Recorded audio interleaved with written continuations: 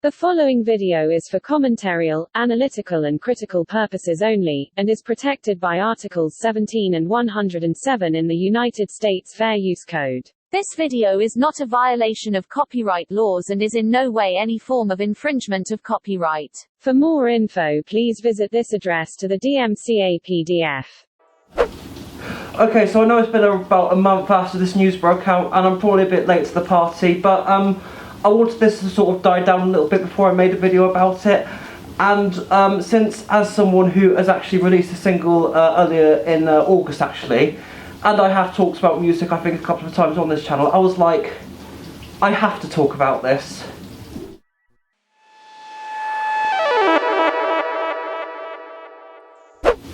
So hey, it's Harry Husky, and I'm sure if you are in the UK, you're probably aware of the news that the X Factor has been axed by Simon Cowell, well, in the UK at least. And as a music producer, I couldn't be any more happier. Because I will admit, I did used to watch X Factor a bit when I was younger. I only watched the auditions. I didn't really care so much for the process afterwards, except for the final. But as things got more and more flawed with the show, I kind of stopped watching it and didn't care much for it. And even more so with the recent years, like say 2013 onwards, where I kind of lost interest in it, gradually went downhill in a way. Now I do want to talk about why I despise X Factor as a show. I can't really say much for Britain's Got Talent because I haven't really heard much experiences with those shows. But I've been hearing a lot more and more X Factor about over the past year, with how some previous contestants have been opening up, like even those who have won the show have opened up about their experiences, and runners-up as well. But because I do actually have a lot to say about this, I'm going to be breaking this video down into individual segments. So I'm going to be dividing this video into 4 different sections. We've got production and presentation, treatment and handling, the cynical and corporate mess, and there will be something else which I won't name yet, but I just want to get to that when I do. So anyway, let's just start off with the first segment being production and presentation.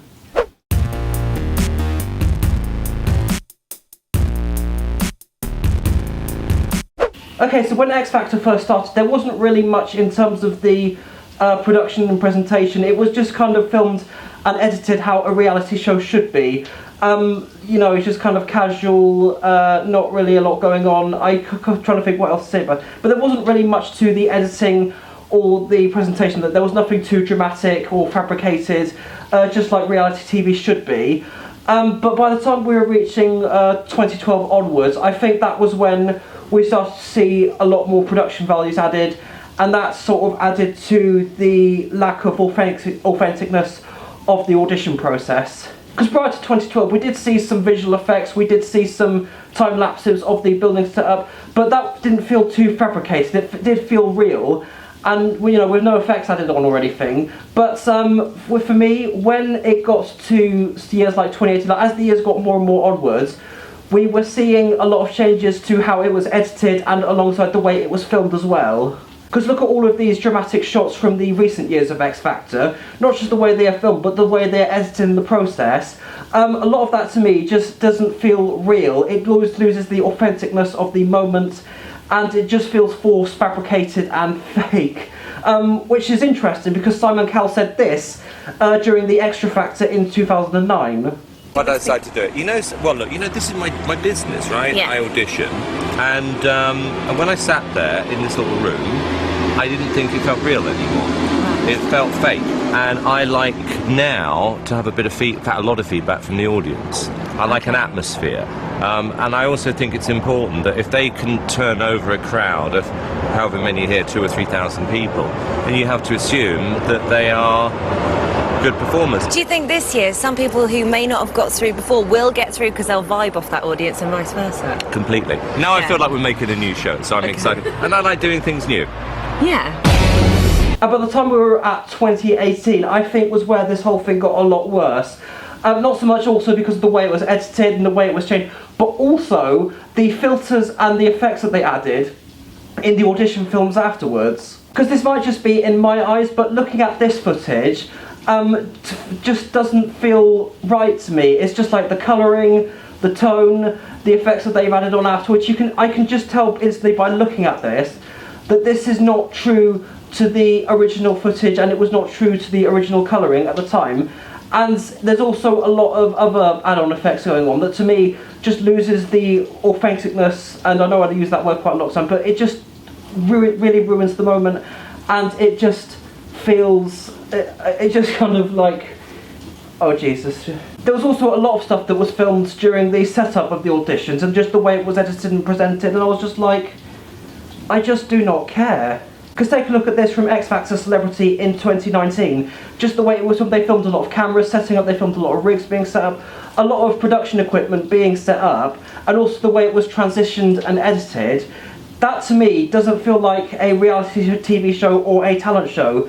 I genuinely thought I was watching a Hollywood blockbuster. And the one thing I really hate about modern talent shows, especially Simon Cowell's products like Got Talent or X Factor, are these slow motion shots. Because this is where things really start to feel forced and fabricated. Sometimes in Britain's Got Talent in recent years they do use slow motion, but there's not really a lot of add-ons on it, and they kind of know when to use the slow motions and when not to use them, but which to me doesn't ruin the moment, like for example golden buzzer moments or whatnot, or anything in between there. But let's just go over to America's Got Talent. Now I know this is supposed to be a video about X Factor, but it is still about production and presentation, and Got Talent is another property of Simon Cowell, so let's just get on to this. I just want to show a bunch of slow motion shots from America's Got Talent, probably from around 2018 to recent times, maybe a little bit before that, but just have a look at these slow motion moments and these slow motion shots. It's very clear that a lot of these were staged. They were not filmed in the moment. Just look at the way that the camera pans around and the way that the camera is positioned.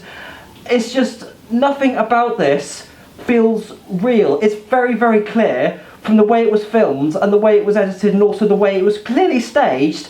Definitely not filmed while it was happening. They obviously, like after the audition happened, got them to do retakes and anything in between, like retakes and outtakes or whatever, blah blah blah blah. But yeah, you can kind of see where I'm going with this, or at least I hope you are. Because America's Got Talent doesn't know when to tone down the slow motion. Usually within the golden buzzer moments, like this for example, it completely sucks out the joy of seeing somebody receiving a golden buzzer, even though when I get to the contractual agreements it may change the perception of that. But I just really do not like these slow motion shots. They just completely ruin the moment for me. And not just the fact that they're slow motion, there's clearly some other effects added on in between, like the colouring, the tone, and anything else that I've mentioned in the past. But I'm going to end the section of the video right there, because I want to just swiftly move on to the next one, which is the treatment and handling of the contestants.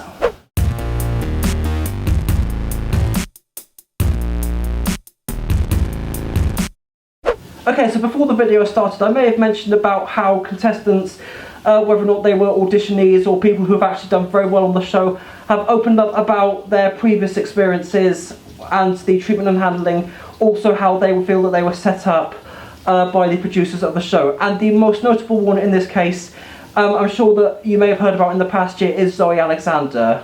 Some of you may remember her as the Pink tribute artist who threw a massive fit backstage and ended up being in the newspapers all over the country and all over the world. And I remember people, because I was staying at a campsite when I first saw this, and I remember going to the reception the next day to see the receptionist watching it on their computer the next day. But I genuinely thought that it was real. I was one of the people who was fooled by the fabrication and the narrative of the show, until she opened up about her whole entire experience with the X Factor, like prior to the preliminaries and as well as other stuff in between.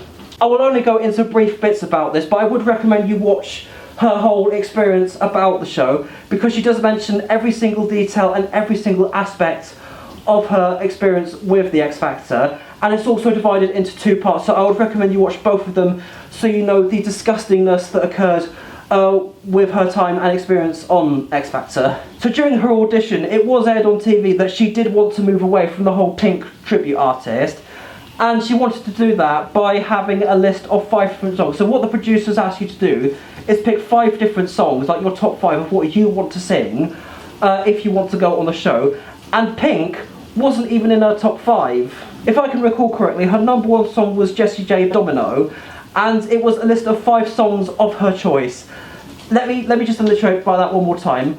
Of her choice, and the producers insisted that she sang a Pink song. And the worst part about this, none of the judges were in on this, so they had no idea that any of this was happening.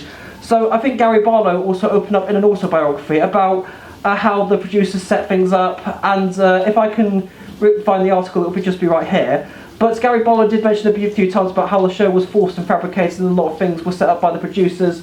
I better not just mention anything in the book because I haven't actually read it and I don't want to get done for copyright reasons. But oh well. Zoe also mentioned in the video that she was asked to show up at 6 AM only to be greeted by no one, and there was absolutely no food or drink on set, not even water. So it's obvious that the producers were trying to tire her out, get her dehydrated, and do whatever extreme lengths they had to get her so worked up and so angry that during the audition that actually went out on the TV show, you could actually hear her say, "I've been here all day, I explicit knew it."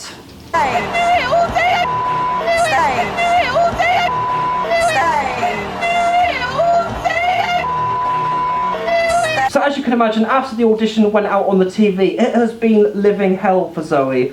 Like, there were people who she was friends with that didn't want to speak to her, like people who she would normally have a good chat with didn't even want to speak with her. People at the gym would pull up the video on their phones and start laughing at her. Not with her, but at her. Disgusting.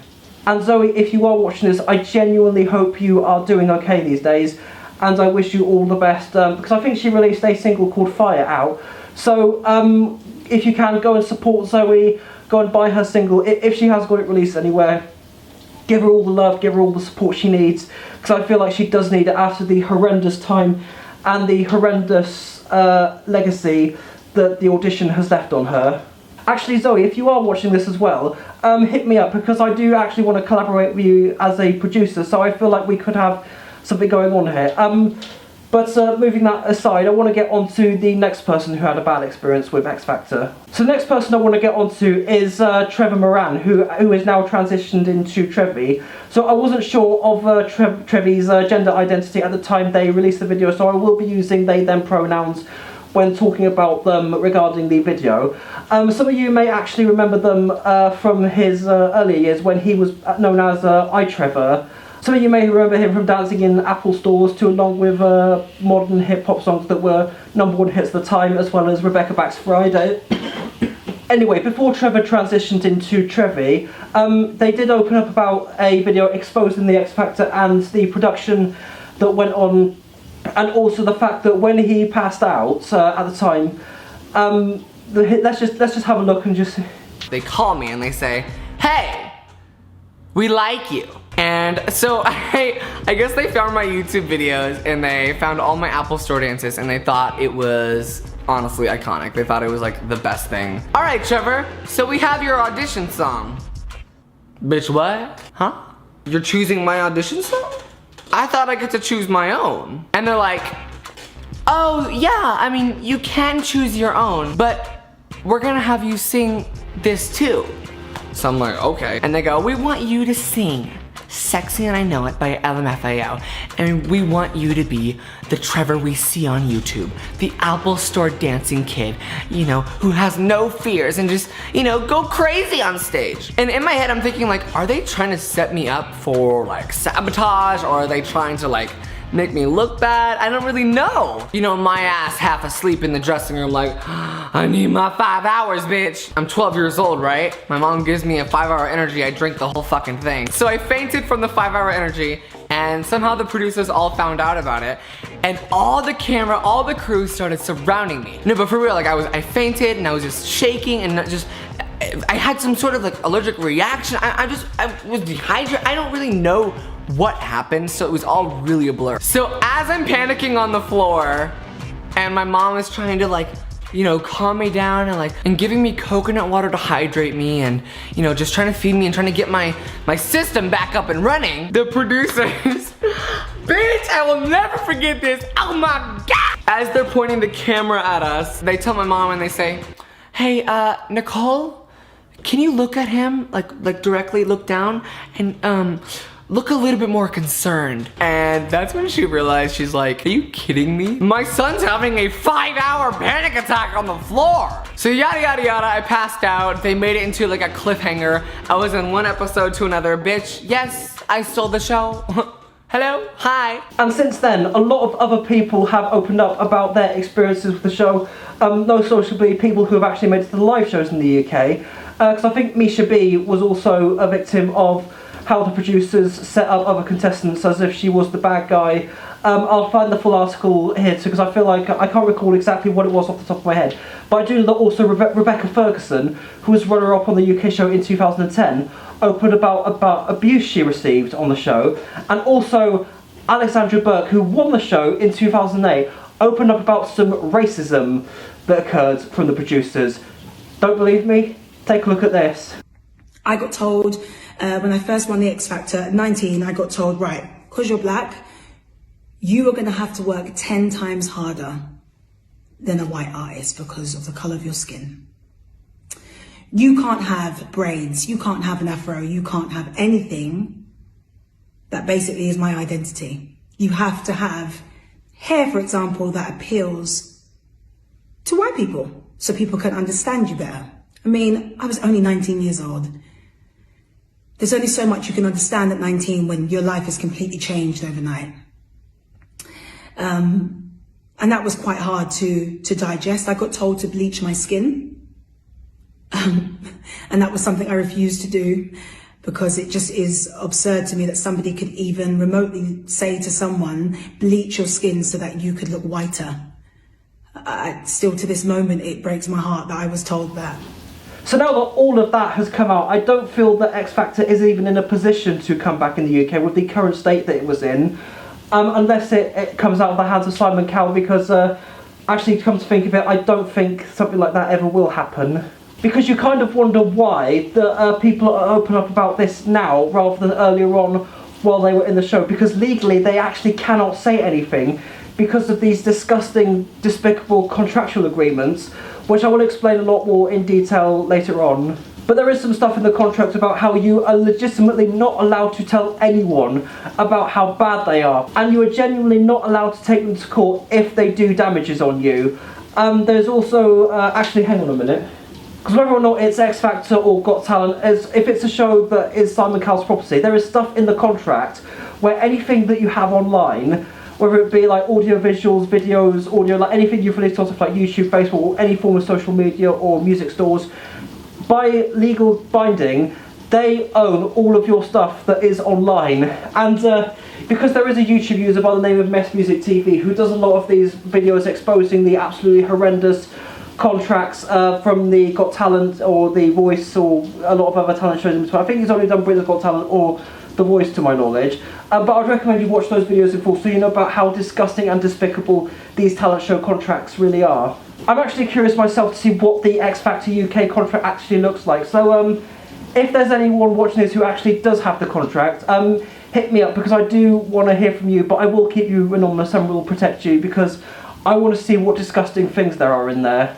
Okay, so with just about everything I've said involving the treatment and handling of the contestants, I've just about said everything I can on that. So let's just get on to the cynical and corporacy of the show, if that even is a word.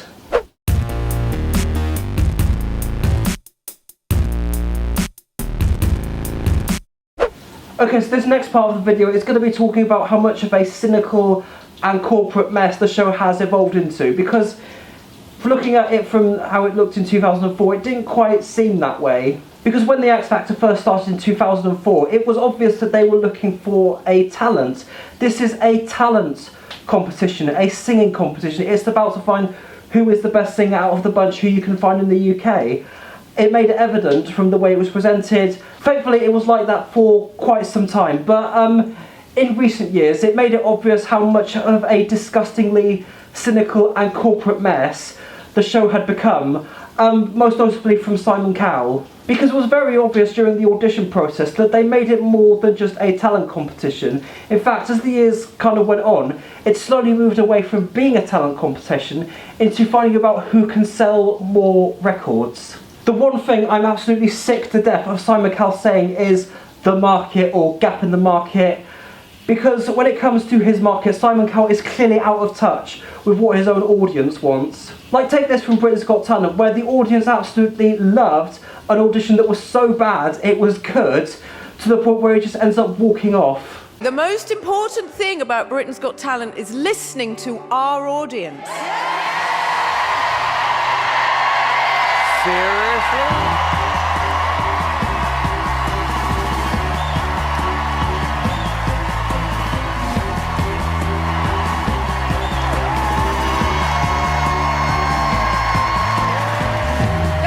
Public, Simon. You know what?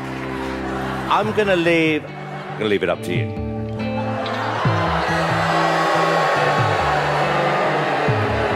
Well, look. Hang on a minute. What do you say? So for him to act like that during that audition, he is in no position to say what the market wants or what the market is looking for. If I can recall off the top of my head, there was one point during the X Factor in 2018 where an audition comes on. This might have actually happened on a few occasions actually, where an auditionee comes on, they're really, really talented singer, in fact an amazing singer. Simon Cowell puts his hand up and says, well, I think you're really talented, but I just can't see a gap in the market. And the auditionee doesn't even make it through their audition.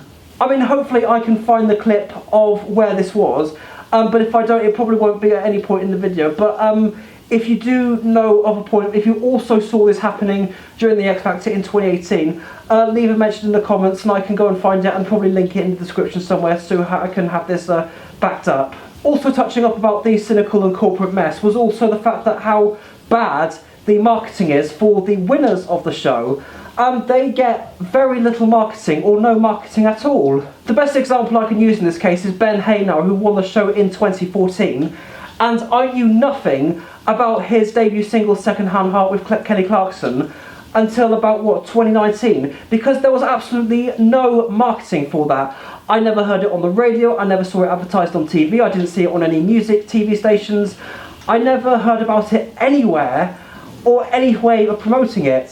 So I had no idea about it until I checked out the Ben Haynor YouTube channel, and yeah, so it's little wonder why we don't hear from X Factor winners after they win. It's because they're given shitty marketing or little marketing at all to promote their new single or whatever. There's just nothing ever comes to me, or nothing ever comes to the general public. They know nothing. So how are you supposed to know about a gap in the market when you do not market your winners at all or very little? And finally, with all that being said in that segment, let's just move on to the last one.